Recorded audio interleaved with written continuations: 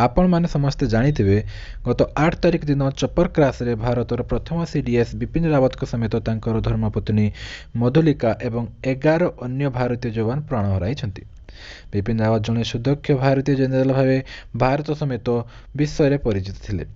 Bipin Rawat उत्तराखंडर Garhwal district रु आसिथिले। तांकर जन्म 1958 मसीहा मार्च 16 तारिख रे होइतला। तांकर परिवार पूर्वरु भारतीय सेना सहित जड़ित।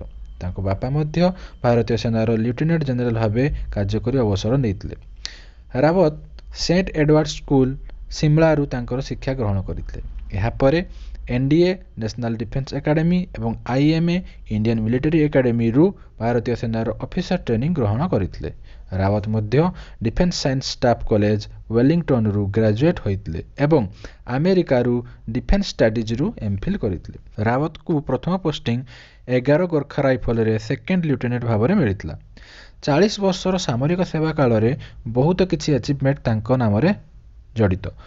1987 रे चीन भारत बॉर्डर कॉन्फ्लिक्ट समय रे बिपिन रावत सेठारे कार्यरत थिले एवं चीन सेना को इंचे मध्य भारतीय सीमा को पशिया को देई नथिले।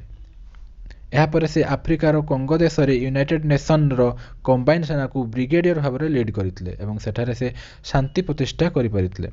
2015 रे भारतीय सेना तांको निर्देश क्रमे भारत LAC पार करी म्यांमार रे सर्जिकल स्ट्राइक करथिला। 31 डिसेंबर 2016 रे दलबीर सिंह सुहाग को परे से भारतर 26तम chief of army staff होइथिले।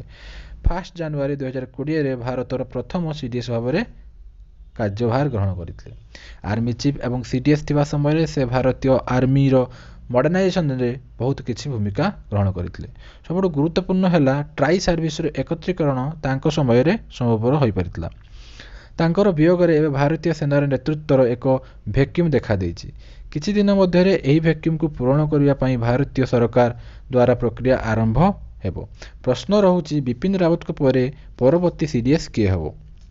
गुजब उठुछि Odia पुओ चंडी प्रसाद महांती को CDS भाव में नियुक्ति करा जाई पारे। से एबे भारतीय सेनार vice chief of army staff भाव में कार्य करुचंती।